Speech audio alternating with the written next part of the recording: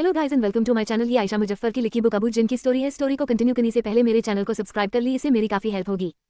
गुड़िया की कहानी जारी। बेटी, जब तुम 8 साल की थी तो तुम छत पर अपनी गुड़िया फेंक देती थी क्योंकि तुम कहती थी अबू जी ये अपने आप हिलती हैं। फिर जब मैंने तुम्हें एक्समैन के कलेक्टिबल्स दिलवाए तो तुमने वो गुड़िया कूड़ेदान में डाल दी। लेकिन तुम्हारा मामला अलग है। तुम्हें अच्छी और बुरी हर तरह की चीजें अपनी तरफ खींचती हैं क्योंकि उन्हें पता है कि तुम उन्हें देख सकती हो। जब इन्हें लगता है कि कोई इंसान उन्हें देख सकता है तो वो अलग तरह से बर्ताव करते हैं। तुम्हारे खिलौनों के साथ कभी कुछ ऐसा नहीं था, अल्लाह का शुक्र। खैर, मैंने जमील को रात में बताया कि क्या हुआ था। वो बस आंखें घुमाकर बोले, बस करिए अदनान साहब, आप मेरे डर का सही फायदा उठाते हैं। वो गुड़िया तो उस्मान के कमरे में है। रात को मैं अपना सामान लेने गया तो उसके सोफे पर पड़ी थी। बेटी, मैं हैरान रह गया। मुझे पता था कि मेरे पास इतनी ताकत नहीं थी कि गुड़िया को मीलों दूर फेंक सकूं। रात को हम एक पहाड़ी रास्ते पर चल रहे थे और मैंने उसे सड़क के किनारे फेंक दिया था। किसी के लिए उसे ढूंढना नामुमकिन था। खैर, अगले दिन जब हम होटल में लंच के लिए मिले तो उस्मान का मूड खराब लग रहा था। वो खाना भी नहीं खा रहा था। मैंने बेसब्री से पूछा, क्या हुआ? पूरी ट्रिप में आपने बात नहीं की और अब जब मेरे बात करने के हालात नहीं है। अदनान साहब, आप बात करना चाहते हैं? उसने कहा। सरफराज ने इशारा किया कि छोड़ दो, उसने शायद रात को ज्यादा पी ली होगी। लगता है कल ज्यादा ही कुछ पी लिया, सरफराज ने कहा। इतनी की वो गुड़िया रात को मुझसे बातें कर रही थी। कह रही थी, उस्मान तुम्हारा लिए वापस आई हूँ, मुझे जर्मनी ले चलो। लो जी, ऐसा नशा तो जर्मनी में भी नहीं मिला जो यहाँ मिल गया। मैंने पूछा क्यों? कहती, बच्चे का ख्याल रखूंगी। यारों, मैं हंस पड़ा। मैंने कहा, मेरा तो बच्चा है ही नहीं। मैं हैरानी से सुनता गया। 1 घंटे बाद हमने चेकआउट करने और आगे बढ़ने का फैसला किया। जाने से पहले मैंने उस नौकर से जिसने हमें चाबियां दी थी कहा कि वो गुड़िया फेंक दे। वो हंस रहा था और चाहता था कि मैं अपनी चीजें वहां न छोड़ूं। मैंने कहा कि वो गुड़िया मेरी नहीं है और उसे फेंक देना है। मैंने उसे कुछ पैसे दिए ताकि वो बात को हल्के में न ले। इस्लामाबाद वापस जाते वक्त हमें पता चला कि उस्मान की बीवी प्रेग्नेंट थी। मैं एक बिस्क गुड़िया हूँ, मैं चीनी मिट्टी और दर से बनी बिस्क गुड़िया हूँ। मेरी मालकिन का नाम था यमन। उसे परवाह नहीं थी कि मैं सदियों पुरानी हूँ। उसने अपनी माँ की आंखों में कांटा चुभोया। वो मुझे कपड़े पहनाती, मेरे बाल संवारती, नाखून काटने वाले से अपनी त्वचा खुरचती। इन सब के लिए मैं यमन के कान में फुसफुसाती। जब उसने मुझे छुटकारा पाने की कोशिश की, मैंने उसे 1-2-3 दिन के लिए फेंकने दिया। वो जानती थी कि मैं हमेशा पास हूँ। उसकी चादरों के नीचे, उसके बिस्तर के पीछे मैं उसके मर्दों के ख्यालों से जुड़ी थी, उसके उन चित्रों से जो उसने कभी बांटे नहीं। एक दिन उसकी लिपस्टिक सनी हुई, उबलते मुंह और टूटी हड्डियों के साथ यमन का आखिरी बार पता चला। बुने हुए कपड़ों में चीनी मिट्टी की गुड़िया, नाशपाती के रंग की त्वचा और एक अनकही दुआ। मैंने उसे थोड़े डर के साथ छोड़ दिया। Muzammil and sons carpet company. बेटी, जब मैं जिन कहता हूँ तुम्हारे दिमाग में क्या आता है? डरावने राक्षस जो तुम्हें सोते वक्त देखते हैं, आग से बने प्राणी जो पलक झपकते तुम्हें कुछ भी ला सकते हैं, वो जो तुम्हारे शरीर में घुसकर बुरे काम करवाते हैं। खैर, जिन ये सब है और इससे कहीं ज्यादा। बेटी, जैसे इंसान कई तरह के होते हैं, कुछ लोगों की जिंदगियां छीन लेते हैं, कुछ नई जिंदगियां देते हैं, वैसे ही जिन्नों की दुनिया में होता है। फर्क बस ये है कि आम इंसान उन्हें नहीं देख सकता, लेकिन वो सब देख सकते हैं। आज एक मजेदार कहानी सुनाता हूँ। जमील अंकल के अधीन एक ऑफिसर काम करता था, मोहम्मद अली। जब उसके अब्बू की वफात हुई तो उसने अपने अब्बू मुज़मिल साहब की दुकान संभाल ली। दुकान शादमान के पास थी, काफी बड़ी, हर तरह के कालीन, गलीचे और चटाइयों से भरी। 2009 में अली दुबई चला गया और अपना बिजनेस भी वही ले गया। खैर, जब तुम्हारी अम्मी और मैंने वेलेंसिया में घर बनाया तो हमने बेडरूम और लिविंग रूम के कालीन Muzammil and sons carpet company से खरीदे। इस तरह जान पहचान हो गई। 2007 में जमील अंकल का फोन आया। वो कनाडा में थे, सिविल कोर्स कर रहे थे और चाहते थे कि मैं अली की दुकान पर जाऊं। सब कुछ ठीक लगता है। अली को हिसाब किताब में हमेशा दिक्कत रही है, लेकिन वो कहता है कि दुकान में कुछ गड़बड़ है। अदनान साहब, फुर्सत में चक्कर जरूर लगा लीजिएगा, जमील ने फोन पर कहा। मैं होता तो खुद देख लेता। बेटी, सबको पता है कि जमील भूत का नाम सुनते ही कालीनों में छुप जाते, लेकिन उनकी खुशी के लिए मैंने ताना नहीं मारा। खैर, 1-1.5 महीने बाद जब मुझे तुम्हारी खाला की शादी के कार्ड छपवाने थे, मैं शादमान गया। सोचा रास्ते में अली की दुकान भी देख लूं। चाय पी, नए प्रिंट देखे और जब अली कस्टमर से फारिग हुआ तो हम सबवे जाकर बैठ गए। अदनान साहब, बस अजीब सा माजरा है। क्या बताऊं? अली ने कहा। बोल यार, मैंने टेरियाकी सॉस चाटते हुए जवाब दिया। हमारे लिए कुछ अजीब नहीं। खैर, फिर अली ने कहानी शुरू की। दरअसल कुछ महीनों से मेरे कालीन गायब हो रहे हैं। मैं मशीन वाले और हाथ से बुने कालीन अलग अलग गिनता हूँ। मैंने तस्वीरें लेना शुरू कर दी, दरवाजे ठीक से बंद करता हूँ। एक दोस्त से आधुनिक सिक्योरिटी अलार्म भी लाया। काफी वक्त तक कुछ पता नहीं चला। एक बच्चे को रात में दुकान पर बिठाया, लेकिन वो भाग गया। फिर सोचा कि चोर ऐसे बाज नहीं आएगा, कैमरे लगवा लिए, लेकिन वहां से और परेशानी शुरू हो गई। मैंने देखा कि कालीन खुद ब खुद दुकान से बाहर जा रहे थे, बिना दरवाजा खोले, एक एक करके। बेटी, 2 चीजें हो सकती थी, या तो अली किसी भारी नशे में था और उसने उस दिन अलादीन की मूवी याद करके कालीनों को उड़ते देखा, या फिर उसकी दुकान में जिन थे, क्योंकि जाहिर है उड़ने वाला कालीन सिर्फ अलादीन और जैस्मिन के लिए होता है। खैर, मैंने उसे तसल्ली दी और कहा कि फिक्र न करो, मैं मामले की तह तक जाऊंगा। पहले दिन मैंने सिक्योरिटी फुटेज रिकॉर्ड की। हैरानी की बात थी कि टाइम लैप्स में कालीन गायब हो रहे थे। मुझे तुरंत पता चल गया कि ये किसी जिन का काम है। अगले दिन मैं खुद दुकान पर बैठ गया। रात के 3 बजे मुझे एक नहीं बल्कि कई मौजूदगियों का एहसास हुआ। बेटी, जो मैंने देखा वो मुझे चौंका गया। एक जायन आई जिसने बुर्का पहना था। उसने मुझे देखा लेकिन ज्यादा ध्यान नहीं दिया। वो एक कुर्सी लेकर काउंटर के पीछे बैठ गई। दूसरी तरफ एक और जायन आकर बैठ गई। दोनों पर्दे में थीं और उनकी आंखें लाल थीं। दुकान में गर्मी होने लगी। एक एक करके बड़े जिन, छोटे जिन, बूढ़े जिन सब आने लगे। वो दोनों जायन उन्हें कालीन खोलकर दिखाती और आधे घंटे में एक कालीन चला जाता। बेटी, रात में उस दुकान में पूरा कारोबार चल रहा था। उस वक्त तो मेरी तबीयत इतनी बिगड़ गई कि मुझे जाना पड़ा। अगले दिन मैंने अली को कुछ नहीं बताया, बेचारा घबरा जाता। मैं इस मसले को हल करना चाहता था और आखिरकार मैंने किया, लेकिन इसकी कीमत मुझे अपनी एक भान चुकानी पड़ी। पहले तो मेरे दिमाग में ख्याल आया कि मैं दुकान के 240 कालीनों को खोलकर फैलाऊं। मैं जानना चाहता था कि किसी पुराने कालीन के साथ कोई प्राणी जुड़ा है या नहीं। बचपन में एक मूवी देखी थी जिसमें एक तस्वीर से औरत जिंदा होकर बाहर आती थी, और सच कोई है, मैं एक तस्वीर थी जो रात 12 बजे खूनी आंसू रोती थी। हंसो मत बेटी, दिल से मैं भी जवान हूँ। ड्रामों में दिखाई जाने वाले ये कॉन्सेप्ट असल कहानियों से प्रेरित होते हैं, हालांकि मुझे यकीन है कि तस्वीर वाली कहानी सच नहीं हो सकती। खैर, मैंने सोचा कि शायद कालीन पर कोई तस्वीर हो, लेकिन ऐसा कुछ नहीं था। कालीन पूरी तरह सुरक्षित थे। पिछली रात मैंने देखा था कि जाया ननाई ने एक खास गलीचा कई जिन्नों को दिखाया था। मैंने वो गलीचा पास के एक दुकान वाले को दे दिया और अली को इसके पैसे दिए। बेटी, 2 दिन बाद वो दुकानदार गलीचा वापस लाया और बोला, भाई बुरा मत मानिए, लेकिन मेरी बीवी को ये घर में पसंद नहीं आया। मैंने पूरी कहानी नहीं पूछी, क्योंकि मैं बस अलौकिक प्रतिक्रिया देखना चाहता था, और वो हुई। उन्होंने उस आदमी को गलीचा रखने नहीं दिया। लेकिन बेटी, मैं तुम्हें सलाह दूंगा कि कभी ऐसे हथकंडे न आजमाना, किसी की जान जा सकती है। 1 हफ्ते बाद मैंने फिर रात दुकान पर रहने का फैसला किया। इस बार मैं एक लाउड स्पीकर लाया जिसमें अल्लाह के नाम और कुछ सूरों की कैसेट थी। जब जाया ननाई और उनके ग्राहक अंदर थे, मैंने कैसेट चला दी। ज्यादातर जिन फौरन हवा में गायब हो गए, लेकिन वो दोनों जाया ननाई ने सिर घुमाया और अपनी लाल आंखों से मुझे घूरा। एक पल में दोनों उड़कर मेरे कंधों पर आ बैठी। इसके बाद जो दर्द हुआ वो असहनीय था। मुझे लगा जैसे मेरी त्वचा में सुइयां चुभ रही हों और मेरा चेहरा उबलते पानी में डुबो दिया गया हो। मैं बेहोश होने लगा, लेकिन आंखें बंद होने से पहले मैंने उन्हें चीखते हुए और छिपकली में बदलते देखा। तिलावत सुबह तक चलती रही। जब अली ने मुझे पाया, मेरी एक भान जल चुकी थी, लेकिन बाकी मैं ठीक था। मैंने अली से कहा कि अगर वो रात भर स्पीकर चालू रखेगा और अल्लाह का नाम रिपीट पर छोड़ेगा तो उसका कोई माल चोरी नहीं होगा। अली ने तो सुबह भी स्पीकर बंद नहीं किया, और उसके बाद दुकान में कुछ अजीब नहीं हुआ। चैनल, आप अपनी बेटी को समझाएं, वो अब मेरी बात नहीं सुनती। आपके प्यार ने इसे बिगाड़ दिया है, तुम्हारी अम्मी ने कहा। बेटा प्लीज अपनी अम्मी की बात मानो। क्या हो जाएगा अगर तुम इसे नहीं लगाओगी, मैंने ऐशा से कहा। अबू, ये देखिए बोतल। मुझे नहीं समझ आता इसमें क्या गलत है, ऐशा ने तुनक कर कहा।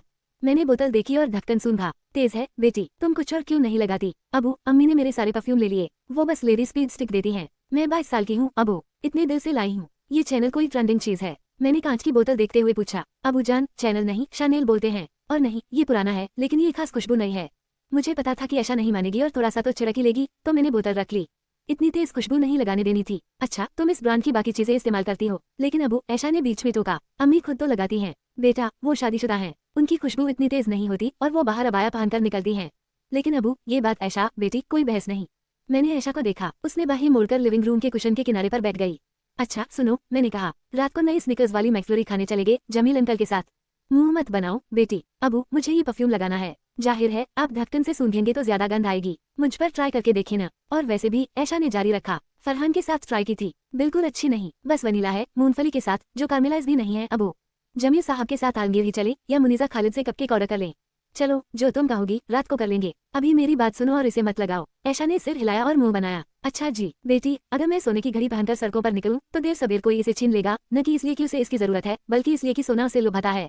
उसी तरह अगर तुम मगरिब के वक्त या दिन में कभी भी तेज खुशबू लगाओगी तो जिन, चुड़ैलें, ये सारी चीजें पास से गुजरती हैं। ज्यादातर तो चली जाएंगी, लेकिन हो सकता है कि कोई शरारती हो और कोई बुरी चीज चिपक जाए। अल्लाह न करे, जरूरी नहीं कि ये सिर्फ मगरिब के वक्त हो। तुम जलाल संस जाओ और तेज खुशबू की वजह से कोई शैतान अपने साथ ले आओ। खासकर कुंवारी लड़कियां इनके लिए आसान निशाना होती हैं। बेटी, मगरिब के वक्त ये चीजें बाहर निकलना शुरू करती हैं, इसलिए उस वक्त पर ज्यादा जोर दिया जाता है। फूफा और रितु की कहानी हमारे परिवार का ही एक किस्सा सुनाता हूँ। तुम्हें पता है, हम शरकपुर से हैं, लेकिन तुम्हारी दादी वारी से थी। वहाँ उनका गांव था। गर्मियों की छुट्टियों में हम वहाँ खूब जाते थे। सारे भाई बहन ट्यूबवेल में नहाते और आम के पेड़ों पर चढ़ते। वहाँ मुझे बहुत अजीब अजीब चीजें दिखती थीं। एक बार मैं तुम्हारी फूफो के साथ खेल रहा था, वो अम्मी के इत्र में सराबोर थी। 1 घंटे पहले उन्होंने इत्र की शीशी तोड़ दी थी और दादी ने उन्हें नहाने को कहा था, लेकिन वो मेरे और बाकी भाई बहनों के साथ आम तोड़ने चली आई। मुझे लगता है वो उस वक्त 17 साल की थी। वो बहुत खूबसूरत थी, क्योंकि 1983 की बात है और उनके लिए रिश्ते आ रहे थे। खैर, खेल खेल में हम सब उनसे भाग रहे थे, क्योंकि इत्र की गंध बहुत तेज थी।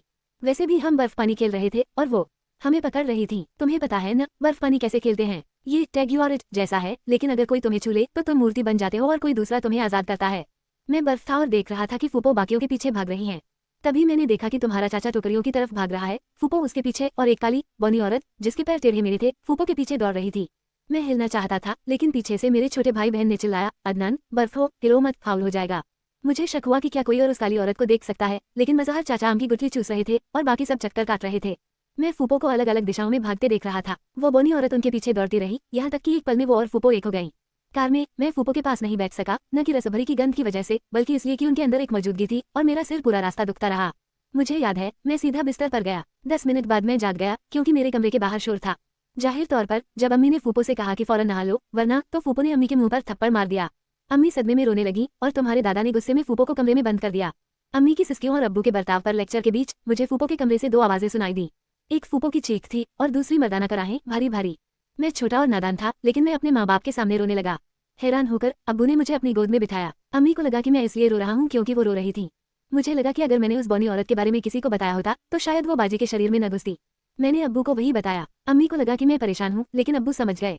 उन्होंने मुझे और तुम्हारी दादी को लिविंग रूम में भेजा और हमारे कारी साहब को घर बुलाया। मुझे नहीं पता कारी साहब ने क्या किया, लेकिन एक हफ्ते तक हमें बाजी के कमरे में जाने की इजाजत नहीं थी। उन्हें बुखार था और तुम्हारे मजहर चाचा एक दिन कमरे से निकले और बोले कि बाजी ने कारी साहब पर उल्टी कर दी और दीवार पर स्पाइडरमैन की तरह चढ़ गई। रात को मैं सुनता था कि बाजी मुझे बुला रही हैं, लेकिन अब्बू मुझे अपने बिस्तर से हटने नहीं देते थे। तुम बहुत छोटे हो मदद करने के लिए, वो कहते। काश तुम कभी न देख पाते अदनान। जो भी देखो बेटा, कभी किसी को न बताना, और मुझे तो बिल्कुल नहीं। मुझे पता था कि अब्बू डरे हुए थे और उन्हें डर था कि मेरे दादा की तरह, जिन्हें मेरी तरह ये तोहफा था, मैं भी अपनी आंखें नोच लूंगा। लेकिन मैंने ऐसा नहीं किया बेटी। खैर, एक हफ्ते बाद बाजी ठीक हो गई। मैंने उस बौनी औरत को घर के आसपास हर जगह ढूंढा, लेकिन मुझे पता था कि वो चली गई क्योंकि मेरा सिर दुखना बंद हो गया। बाजी को फिर कभी आम तोड़ने की इजाजत नहीं मिली और कारी साहब के कहने पर वो सिर्फ गुलाब जल इस्तेमाल करती थी, कोई ड्योरेंट नहीं। उनकी शादी के वक्त भी कुछ मसले आए, लेकिन वो कहानी फिर कभी। फूफो की शादी बेटी, जब तुम्हारी फूफो जवान थी, वो बहुत खूबसूरत थी। अब उम्र और टेंशन ने उन्हें थोड़ा बदल दिया है, लेकिन उस वक्त सारे रिश्तेदार अपने बेटों से उनकी शादी करवाना चाहते थे। आज जब तुम खाला के घर से वापस आई, फूफो यहाँ थी। हमने रेहाम खान की किताब पर बात की। उफ, फूफो और मैं इस बात पर सहमत नहीं हो सकते कि कौन सा कबाब बेहतर है, लेकिन रेहाम के जिन्नों से ग्रस्त होने पर हम दोनों राजी थे। बेटी, उस किताब में क्या बकवास थी। मैंने कॉपी जमील अंकल को फॉरवर्ड कर दी। कल देखना कितने परेशान होंगे। खैर, बात पर लौटते हैं। तुम्हारी दादी फूफो के लिए आने वाले रिश्तों में बहुत चूजी थी। शायद ही कोई उन्हें पसंद आता। अब्बू कहते थे, शमीम ऐसे इनकार करती जाओगी तो कोई नहीं मिलेगा। लेकिन अम्मी को एक शहजादा चाहिए था। एक दिन दादी फूफो के बालों में तेल लगा रही थी और चोटी बना रही थी, तभी पड़ोस की रिश्ता आंटी अपने दुपट्टे में बंदी तस्वीरें लेकर आई। शमीम, उन्होंने कहा, कसम से मैं सीधे तुम्हारे पास आई हूँ। वो जिका वाले हैं न, उनका बेटा MBA करके आया है, रिश्ता ढूंढ रहे हैं। अम्मी ने बाजी के कॉलर से हाथ पोंछे और तस्वीरें देखने लगी। पहली बार मैंने अम्मी को खुशी से चमकते देखा। रिश्ता पक्का हो गया और शादी 1 महीने बाद तय हुई। वो अच्छे लोग थे। उन्होंने मेरे लिए दुबई से योयो का कलेक्शन भेजा तो मुझे वो बाजी के लिए फौरन पसंद आ गए। कार्ड बढ़ गए, देगे और हो रही थी और सड़कपुर 20 दिन पहले से जगमगा रहा था। दादी को यकीन था कि ये एक शानदार आयोजन होगा। एक दिन ढोलकी के दौरान फूफो की सहेली नईमा भागती हुई नीचे आई और बोली, मैं तो दुल्हन को उठाने गई थी। मैंने देखा एक काली छोटी औरत उनके कंधों पर बैठी थी। मैं भाग आई। दादी ने फौरन ढोल पीटने की चम्मच छोड़ी और ऊपर भागी। उन्हें पहले से डर था, क्योंकि कुछ साल पहले आम के पेड़ से एक अजीब साया बाजी पर पड़ चुका था। एक बार जब तुम इनके लिए कमजोर हो जाते हो या तुम्हारा शरीर उनका हो जाता है, तो शादी या प्रेगनेंसी जैसे खास मौकों पर ये चीजें फिर से हमला कर सकती हैं। जब हम ऊपर गए, बाजी समझ नहीं पाई कि अम्मी क्यों परेशान थी। अम्मी बाजी के कमरे में उस वक्त तूफान की तरह तब में घुसी जब बाजी कपड़े बदल रही थी। अम्मी ने बस बाजी को गले लगाया और नीचे ले आई। उस दिन ढोलकी के बाद अम्मी ने अब्बू से बताया कि नईमा ने क्या देखा। अब्बू ने कारी साहब को बुलाया और मुझसे पूछा कि क्या कुछ गड़बड़ है। मुझे लगा जैसे मैं बड़ा हो गया हूँ, लेकिन नहीं, मुझे कोई मौजूदगी महसूस नहीं हुई। मैं उस रात जानबूझकर बाजी के कमरे में सोया। आधी रात को मैं कूलर बंद करने के लिए उठा क्योंकि मुझे ठंड लग रही थी। आधी आंखें खोलकर मैंने देखा, हैरानी से बाजी के सिर के पास एक कालाकाई, एक विशाल दहशतनाक जानवर खड़ा था। वो बाजी को घूर रहा था और मैं उसकी नुकीली दांतों से टपकती लार देख सकता था। उस रात मैं बिस्तर पर कांपते हुए सोया। सुबह मैंने अब्बू को बताया, लेकिन इस बार अब्बू ने मेरा यकीन नहीं किया। उन्हें लगा कि मैंने कुत्ते की कहानी ध्यान खींचने के लिए बनाई। घर सजाया जा रहा था। मैं उन खाली कमरों में जहाँ से सोफे हटाए गए थे नौकर के बेटे के साथ दौड़ रहा था। तभी हमने बाजी को छत पर अकेले नाचते देखा। हमें कभी छत पर जाने की इजाजत नहीं थी। मैं चुगलखोर था तो मैंने जाकर अम्मी को बता दिया। हैरानी की बात यह थी कि बाजी उस वक्त बाथरूम से नहाकर निकली थी। वो पूरा समय बाथरूम में थी। अगले दिन सबने देखा कि बाजी बहुत खामोश थी। मैंने अम्मी को खाला से कहते सुना कि फूफो को माहवारी चल रही है, इसलिए वो उदास लग रही हैं और कोई मसला नहीं है। लेकिन बाद में जो हुआ वो सिर्फ मैंने और अब्बू ने देखा। सब लोग शॉपिंग के लिए गए थे और मैं घर पर अब्बू और बाजी के साथ था। बाजी नीचे आई, उनके हाथ खून से भरे थे और उन्होंने उसे मेजपोश पर रख लिया। उनकी शलवार दागदार थी। मैंने और अब्बू ने नजरें फेर ली। तभी बेटी, मुझे हल्की सी मचली महसूस हुई। मुंह क्यों मुड़ा है। बाजी के शरीर से कई आवाजें आईं। मुझे याद है अब्बू अपनी छड़ी की तलाश में थे। हमें से कोई फूफी को देखने की हिम्मत नहीं कर रहा था। मैं डर गया था, लेकिन अब्बू उससे भी ज्यादा। वो बहुत पसीना बहा रहे थे। खैर, बाजी हम पर हंसी और ऊपर भाग गई। अब्बू ने बाजी को ऊपर जाते देखा, लेकिन मैंने एक काली बौनी औरत को देखा जिसकी नीली आंखें और मर्दाने हाथ थे। उसका सिर बादाम की शक्ल का था और पैर उल्टे। अगले कुछ दिन हमें सबको चाचा मकबूल के घर भेज दिया गया। बेटी, एक हफ्ते बाद मैं वापस आया तो बाजी चारपाई पर बैठी थी, कानों में ईयरफोन लगाए। उस वक्त ईयरफोन नई चीज थे। मुझे पता था कि उनके जरिए मैं रेडियो से गाने सुन सकता हूँ, लेकिन बाजी तिलावत सुन रही थी और ईयरफोन उनके कानों पर टेप से चिपकाए गए थे। मैंने पूछा कि उन्होंने मौलवी साहब को टेप क्यों करने दिया। अगर उतारूंगी तो वो बोलेगी, कहेगी मारो मारो, नाचो नाचो नाचो। बाजी की आवाज धीमी पड़ गई। मैं अंदर भाग गया। शादी 1 साल के लिए टाल दी गई। आखिरकार बाजी के होने वाले पति ने मेरी एक कजिन से शादी कर ली, क्योंकि बाजी ने उससे शादी करने से इनकार कर दिया। उन्होंने किसी से भी शादी करने से मना कर दिया। उन्हें लगता था कि अगर उनके हाथों में मेहंदी की एक बूंद भी लगी या शादी की घंटियां सुनी तो वो बनी औरत फिर आएगी और इस बार कारी साहब उसे भगा नहीं पाएंगे। बेटी, इतने साल बाद आज जब फूफो से बात हो रही थी तो उन्होंने बताया कि उस चीज का नाम दलदली था और उन्हें वो पसंद थी। वो औरत डायन थी और फूफी कहती हैं कि शादी के बाद भी वो अक्सर उनके साथ आकर लेट जाती थी। तुम्हारे फुफ्फा जब जिंदा थे उन्हें तुरंत पता चल जाता था कि वो आई है, क्योंकि पूरा कमरा आम की गंध से भर जाता। उस रात वो तुम्हारे चचेरे भाई बहनों के साथ सोते थे। फूफी ने कहा कि उन्हें कोई परेशानी नहीं थी और दलदली ने कभी उन्हें नुकसान नहीं पहुंचाया। शिकागो के इस doctor Simon Arnold session record करना शुरू करें। मिस्टर अदनान और मिस्टर जमील, आप दोनों को फादर मौलाना खान और राजेश पुटारकी साहब की मंजूरी से भेजा गया है। अब आप जो वॉइस नोट सुनेंगे वो एक मृत 13 साल की सिख लड़की का है, जिसे कोर्ट ने पहले मानसिक रोगी होने की वजह से दिमागी संस्थान में भेजा था, लेकिन हमारी डॉक्टरों की टीम ने उसे मानसिक रूप से बीमार नहीं माना। फिर भी उसमें शुरुआती स्किज़ोफ्रेनिया के लक्षण दिखे, जिन्हें हम मानते हैं लेकिन साबित नहीं कर सके। वॉइस रिकॉर्डिंग शुरू होती है। सिस्किया, ये मेरा कसूर नहीं था, मैंने कुछ नहीं किया। मेरी दीदी को दर्द हो रहा था। हम स्कूल में थे, लड़कियों की कोचिंग थी। प्रिया वो दीदी थी, वो सबसे अच्छी थी। मैं मैदान में गिर गई तो दीदी ने कहा कि मैं भी वॉशरूम में नहा सकती हूँ। स्कूल में सिर्फ बड़ी लड़कियां एक साथ नहाती थीं। सब नहाने के बाद तौलिए लिए घूमती थीं। मेरे पापा ने धर्म की वजह से मना किया था, लेकिन प्रिया दी ऐसा हर दिन करती थी। वो साबुन मल रही थी और मैं बस एक छेद से देख रही थी। मैं मोटी हूँ नहीं, मैं बस देख रही थी, क्योंकि उनका दी का शरीर बहुत सुंदर था। वो थी मल रही थी। जब मैंने एक भूरे छिपकली जैसे प्राणी को दीवार से आते देखा, मैं उसे आर पार देख सकती थी। प्रिया को वो दिखा नहीं, लेकिन उस बुरे चीज में लाल आंखें थी, फोड़े फुंसी, नुकीले दांत, और वो दीदी के शरीर को चाट रहा था। मैं नहीं जानती थी कि वो मर्द था या औरत। वो एक शैतान था। मैंने पहले भी ऐसे देखे थे शैतान। प्रिया को नहीं पता था वो जहाँ वो चाट रहा था कुचलाती थी। वो शैतान दीदी में घुसने वाला था, तो मैं शौबा में घुसी और उसे मारने लगी। पता नहीं शक नहीं किस्म से, शायद हाँ कांच से। मैंने आंखें बंद की और दी को बचाना चाहती थी। मैं थी, आंखें खोली तो प्रिया दीदी थी, खून के तालाब में थी, नाले में बह रहा था। लेकिन मेरे कांच ने नहीं किया, उसने नहीं किया, शैतान ने किया। शैक्ट ने। तुम्हें मेरा यकीन करना होगा। प्रिया दीदी जान थी, हाँ वो मैं नहीं थी। तुम उनसे पूछती, पूछ प्रिया दी से पूछ, शायद वो जान थी। हाँ। रिकॉर्डिंग बंद। Doctor Simon Arnold session record शुरू करें। अब आप एक 40 साल के मृत व्यक्ति का वॉइस नोट सुनेंगे, जिसे कोर्ट ने मानसिक रोगी घोषित कर दिमागी संस्थान भेजा था।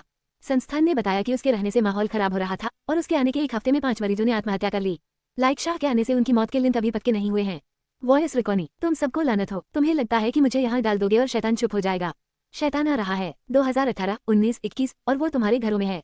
तुम सबको लानत। मैंने कुछ नहीं किया। शैतान मेरे कान में फुसफुसाता है। वो मुझे पूजा करने वालों को मारने नहीं देता। नहीं नहीं नहीं, भगवान के लोग नहीं नहीं, मैं उसके आदमियों को इकट्ठा करता हूँ। जायनमास के पीछे के गुनहगारों को मैं उन्हें उसे देता हूँ। तुम्हें मेरा यकीन करने की जरूरत नहीं, बेकार लोग। शैतान, शैतान, नाम सुनो। नहीं, फिर सुनो। अंग्रेजी में नहीं समझ आता तुम। शैतान, शैतान मुझ में है। देखो, मैं मरूंगा। 3 मर्द मरेंगे, 2 औरतें मरेंगी। तुम मेरी आवाज को दूर के मुल्क वालों को सुनाओगे। मैं जानता हूँ तुम गुलाबी अंडरवियर पहने हो। मैं तुम्हारे गुनाह जानता हूँ। तुम तौबा कर सकते हो, लेकिन शैतान आएगा। खटपट, दरवाजा खुलने की आवाज। क्या ये शट है? दरवाजा बंद होने की आवाज। क्रंक क्रंक, मेरी उंगली। दर्द होता है देखकर। उंगलियों के टूटने की आवाज। लोगों के दौड़ने की आवाज। रिकॉर्डिंग बंद। Doctor Simon Arnold session record शुरू करें। अब आप एक नवविवाहित नास्तिक महिला का वॉइस नोट सुन। उसने खुद को और अपने पति के 6 साल के बेटे को, जो उसकी पिछली शादी से था, को आग लगा दी।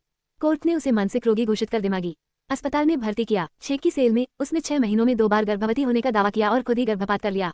गर्भावनिया के कोई लक्षण तब तक दर्ज नहीं हुए जब तक उसने गर्भपात नहीं किया। तारांकन वॉइस रिकॉर्डनाया की कहानी जारी। बेटी, उस दिन जब मैं और तुम्हारी अम्मी हिसाब किताब कर रहे थे, टीवी पर एक शो चल रहा था जिसमें मौलवी साहब लोग सवालों के जवाब दे रहे थे। मैंने स्क्रीन पर एक जानी पहचानी चेहरा देखा, एक छोटी बच्ची का, जो साइड में दिख रही थी। एक कॉलर ने अपनी 8 साल की बेटी अनाया की फोटो भेजी थी और मौलवी साहब से उसके बारे में सवाल पूछ रहा था। आवाज थोड़ी तेज करो प्लीज, मैंने कहा। तुम्हारी अम्मी ने अपने हाथ पोंछे, फ्रूट चाट को साइड में रखा और वॉल्यूम बढ़ा दिया। मौलवी साहब, मेरी बेटी अनाया बहुत बीमार रहती है। डॉक्टर्स ने कहा कि उसे मल्टीपल पर्सनैलिटी डिसऑर्डर है, यानी वो एक साथ कई लोगों की तरह बर्ताव करती है। 1 साल तक हमने उसे दवाइयाँ दी, लेकिन अब मौलवी साहब, उसकी हरकतें डॉक्टर्स भी समझ नहीं पा रहे। बीबी, अनाया को फोन पर लाइए, मौलवी साहब ने कहा। ऐशा, मैंने बड़े गौर से देखा कि जब अनाया बोलने की कोशिश करने लगी, मौलवी साहब ने कॉल काट दिया। मैं उन्हें दोष नहीं देता, शायद उन्होंने कुछ बुरा महसूस किया। कुछ लोग ऐसा कर सकते हैं, लेकिन चमत्कारिक रूप से मैंने 2 और 2 जोड़कर समझ लिया कि स्क्रीन पर दिखने वाली बच्ची वही थी जिसकी जबरदस्त चेतना मुझे बुला रही थी, वही लड़की जिसे मैंने उस दिन सड़क पर देखा था। अगले दिन मैंने जमील साहब से कहा कि वो अपने आदमियों को चैनल के ऑफिस भेजे और शो के प्रोड्यूसर से उस लड़की का कॉन्टैक्ट डिटेल लें। मैं खुद तो ऐसा नहीं कर सकता था और जमील साहब की वर्दी का वैसे भी बहुत फायदा था। जमील को लगा कि ये बहुत दूर की कुड़ी है और शायद मैं ज्यादा सोच रहा हूँ। सच कहूँ बेटी, मुझे भी ऐसा ही लगा, लेकिन मुझे अपनी छठी इंद्रिय पर भरोसा था। 3 दिन बाद मैं और जमील साहब मुल्तान के लिए फ्लाइट ले गए। रहमत, जो तुम्हारे अंकल के अधीन काम करता था, उसने अनाया के परिवार को हमारे आने की खबर दी और बताया कि हम अनाया की मदद के लिए आ रहे हैं। अनाया के अब्बू नवेद पहले तो हिचकिचाए, लेकिन जमील साहब ने जोर देकर कहा कि मैं पढ़ा लिखा हूँ और अनाया की मदद उनके सामने करूंगा। जमील साहब ने बताया कि वो पहले कभी मुल्तान में पोस्टेड नहीं हुए थे, तो ये उनका पहला मौका था।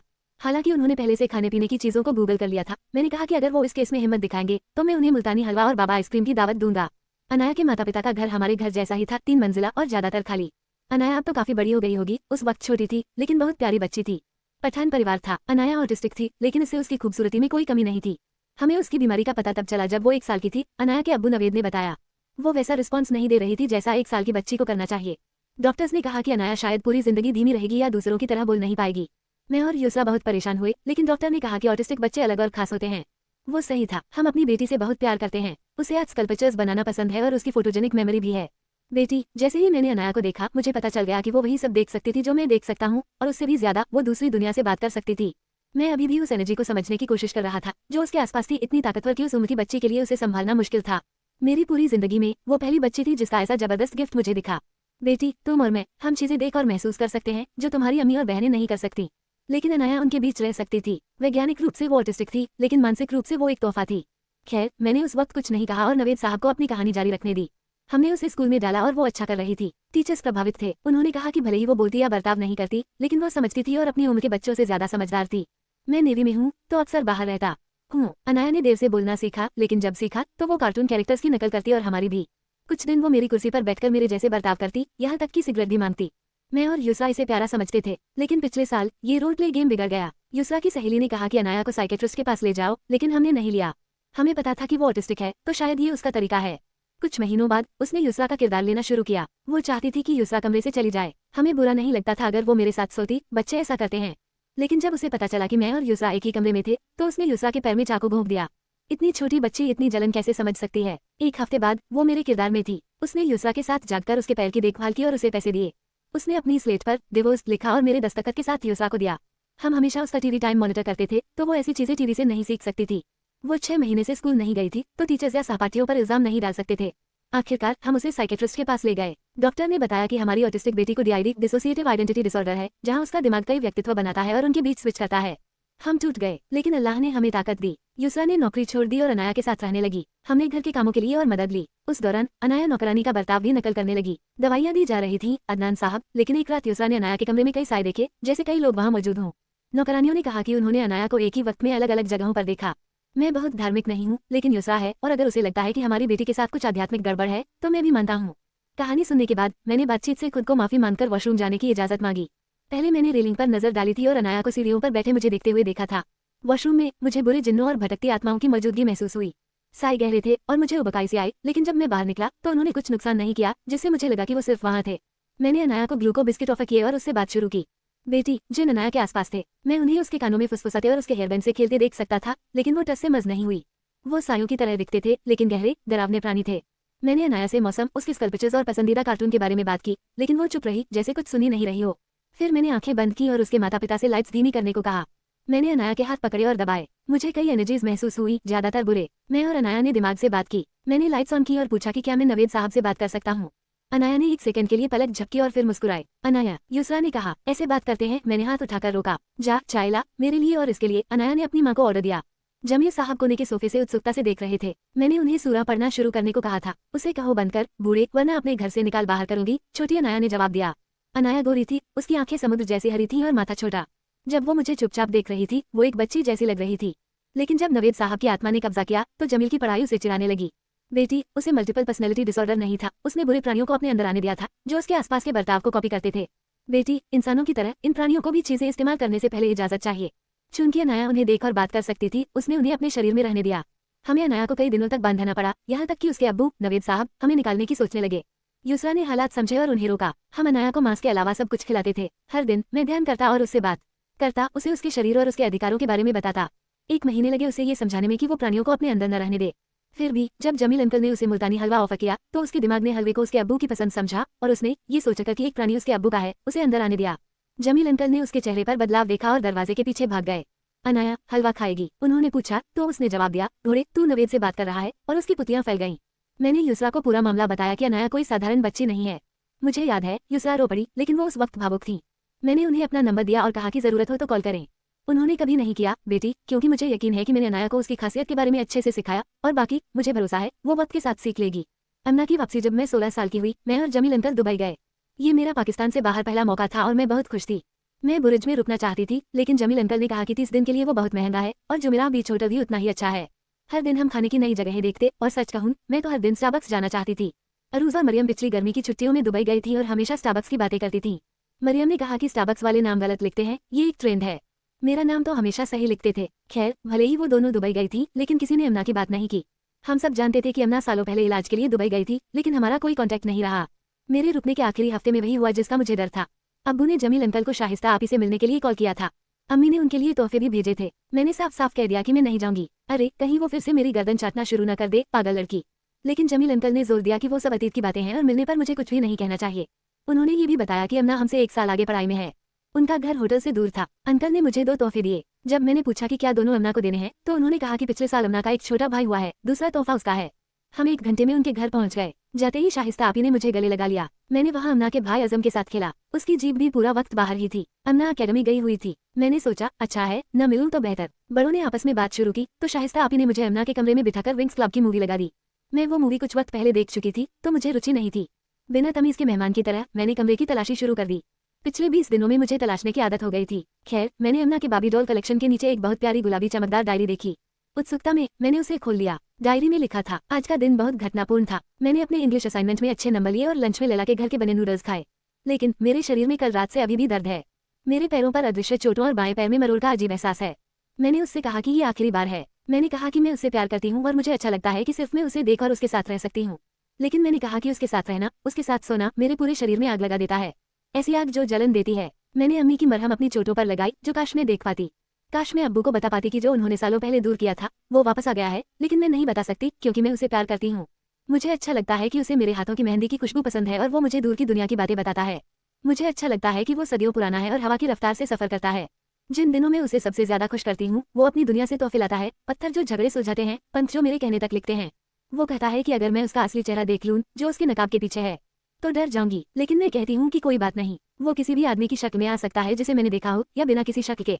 मेरा दिल उसके लिए तरसता है। वो उन औरतों की बात करता है जिनके शरीर में वो रहा, और कहता है कि वो मेरे साथ ऐसा नहीं करेगा। मुझे उस पर भरोसा है क्योंकि वो मुझे कोई नुकसान नहीं पहुंचाता। जब वो आता है तो मेरे बिस्तर पर 3 बार खटखटाता है और हमारा खेल शुरू हो जाता है। कभी कभी मैं अपनी चादर के नीचे उभार देखती हूँ और मुझे पता है कि वो वही है। मेरा भाई अक्सर मेरे कमरे में रोता है तो मैं उसे यहाँ नहीं लाती क्योंकि वो बुराई को महसूस कर सकता है। लेकिन मैं उसे चुप करा देती हूँ। मैं कहती हूँ कि बुराई में भी इंसानियत होती है, उसका भी दिल होता है। केयरटेकर मेरे कमरे की सफाई करने से मना करती है और ठीक है, मैं खुद साफ करती हूँ क्योंकि मेरे उतारे हुए कपड़ों से जली हुई मिट्टी की गंध आती है और राख बचती है। अम्मी कहती हैं कि जब मैं 17 की होंगी वो मेरे लिए एक शहजादा ढूंढेगी और मेरी शादी कर देंगी क्योंकि हमारे खानदान में औरतों की जल्दी शादी होती है।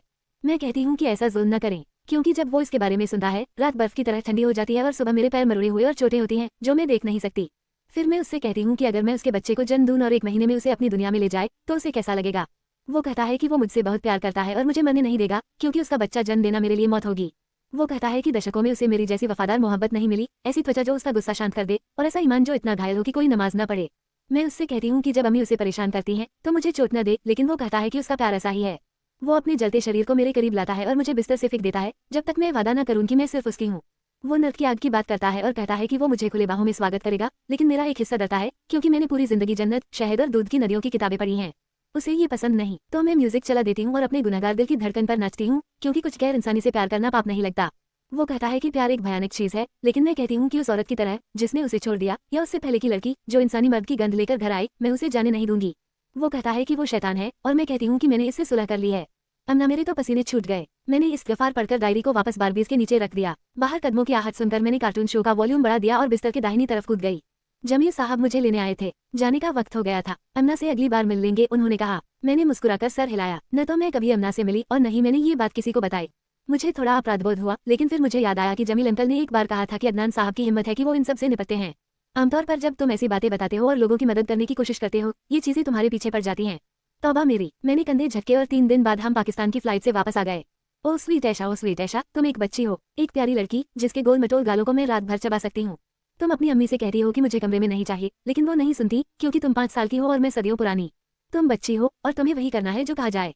तुम्हारी खाला ने अनारकली से एक बिस्क रोल खरीदी। उसने क्लासिक रोल मांगी क्योंकि वो चाहती थी कि तुम्हें कुछ ऐसा मिले जो तुम हमेशा याद रखो। मेरे मालिक ने आंखों में चमक के साथ तुम्हारी खाला से तुम्हारे रेशमी बालों की एक लट और तुम्हारा चेहरा दिखाने को कहा, और तुम्हारी खाला ने ऐसा ही किया। वो अपनी गुड़िया के लिए गुड़िया चाहती थी। अब जब तुम मुझे बबल बात में डुबाकर मेरी आवाज को चुप कराने की कोशिश करती हो, तुम्हें लगता है जैसे तुम खुद डूब रही हो। अब जब तुम मुझे टेरेस से फेंकती हो और कोई राहगीर मुझ पर पैर रख देता है, तुम्हें सांस लेने में तकलीफ होती है क्योंकि मेरी छोटी प्यारी बच्ची, मेरे पास तुम्हारे बाल हैं, काले, रेशमी, तुम्हारी त्वचा से ज्यादा मुलायम, जो मेरे साथ सबसे बारीक पिन से चिपकाए गए हैं। मुझे अच्छा लगता है जब तुम मेरी जैसी साटन की फ्रॉक पहनती हो क्योंकि इससे मुझे तुम्हारी छोटी नसों में दौड़ता खून महसूस होता है। जब मैं इंसान थी मैं भी अपनी बहन के लिए ऐसी गुड़िया चाहती थी।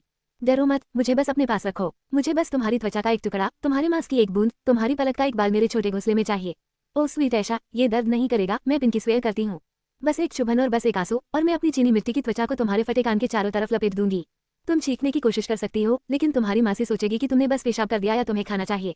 तुम्हारे पैर बड़े हो रहे हैं और मुझे ये पसंद नहीं। अगर मैं चल फिर नहीं सकती तो तुम क्यों, मेरी बच्ची। हम बहनें हैं आखिर। मुझे अपने पैरों के बीच स्टैंड रखने दे और अपने हाथों से तुम्हारे पैर की उंगलियों और एड़ी को मिलाने दे। थोड़ा क्रंच और थोड़ा क्रैक, एक पैर की हड्डी जो तुम्हें वापस नहीं मिलेगी। मेरी बच्ची, तुम क्यों रोती हो जब तुम रात के साए अपने बिस्तर के नीचे रेंगते देखती हो? वो शैतान है, वो नीच आत्माएं जो चाहती हैं कि तुम उन्हें अंदर बुलाओ। बस अपना हाथ उठाओ और कहो ठीक है, आंखें बंद करो और डर को गले लगाओ। मैं इस गुड़िया के शरीर को छोड़कर रात के लिए तुम में प्रवेश करूंगी।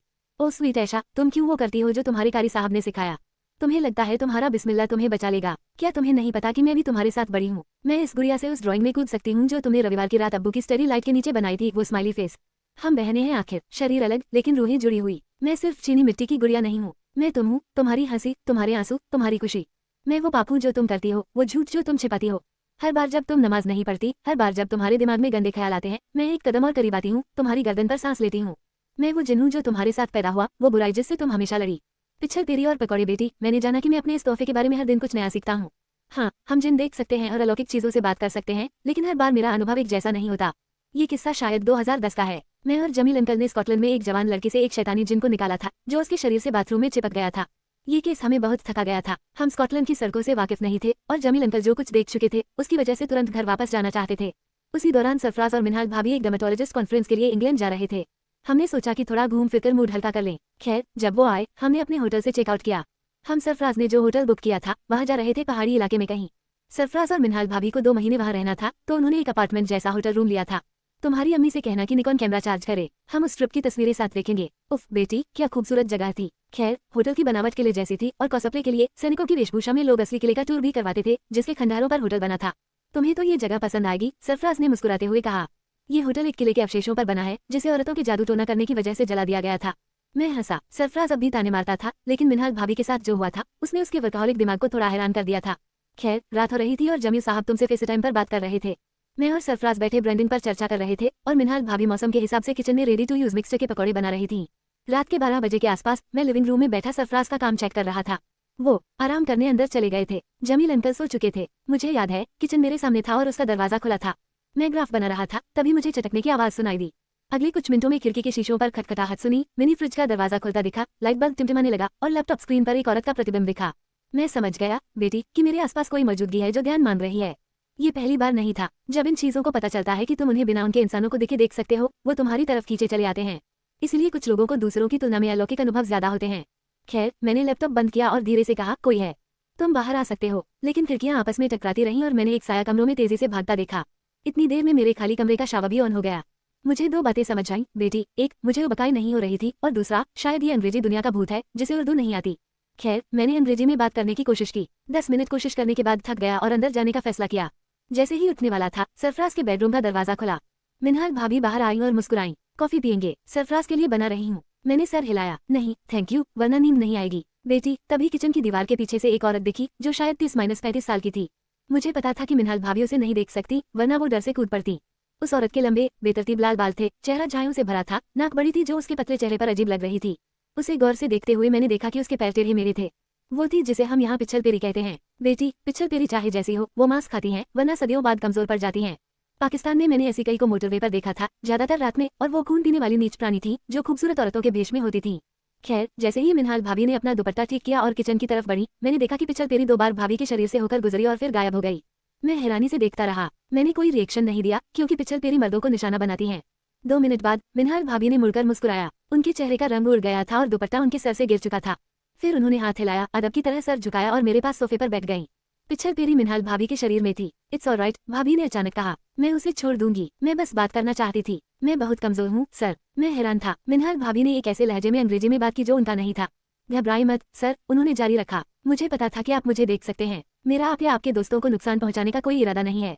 मैं एक भटकती आत्मा हूँ, सदियों पुरानी, उस जमाने की जब गुलाबी फूल घास पर उगते थे, न कि पेड़ों पर। मैं सैनिक नहीं, मैं सैनिक नहीं हूँ। बिल्कुल, आप सैनिक हैं, उसने कहा। आप दुनिया के बीच सफर करते हैं, अपनी कौम की रक्षा करते हैं। क्या हिम्मत है। उस रात मैंने कम बोला और ज्यादा सुना। मैंने उसे बताया कि जहाँ से मैं आता हूँ वहाँ उसके जैसे प्राणियों को पिछल पेरी कहते हैं। उसे ये नाम सुनकर मजा आया। बेटी, उसने बताया कि वो एक चुड़ैल थी और 1800 के दशक में किले के बाहर मिलने वाले मर्दों का मांस खाती थी। बाद में उसने धर्म अपना लिया। उसने नहीं बताया कौन सा, और सच कहूँ मैं इतना हैरान था कि पूछने की हिम्मत नहीं हुई। मुझे डर था कि कहीं उसका असली चेहरा दिखाकर मुझे खाने जाए, लेकिन ऐसा नहीं हुआ। उसने कहा कि वो एक सदी में मर जाएगी और अक्सर वो उन लोगों का जीवन देखती है जो यहाँ आते हैं। कभी कभी बोरियत में वो शरीरों में घुसकर बात करती है, लेकिन ऐसा कम ही होता है। क्या आप मुझे खाना नहीं ऑफर करेंगे? उसने विनम्रता से पूछा। मैंने शांति से ठंडे पकौड़ों की प्लेट उसकी तरफ बढ़ाई। 1 घंटे बाद मैंने सरफराज को बाहर आते देखा। मैं कुछ समझा या बोल पाता उससे पहले ही मेरी आंख के कोने से दिखा कि पिछलपेरी मिन्हाल भाभी का शरीर छोड़कर चली गई।